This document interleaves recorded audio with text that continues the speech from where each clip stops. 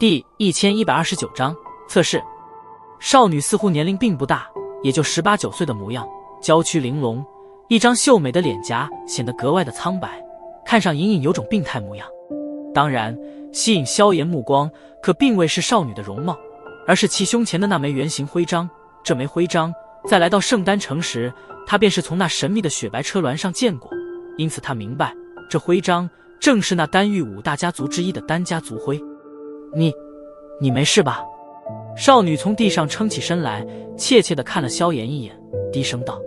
听得少女的声音，萧炎的心神方才从那丹家的族徽上转移而开，目光惊悸地望着面前的少女。先前那般惊恐一幕，令得他现在心脏都是不住地跳动。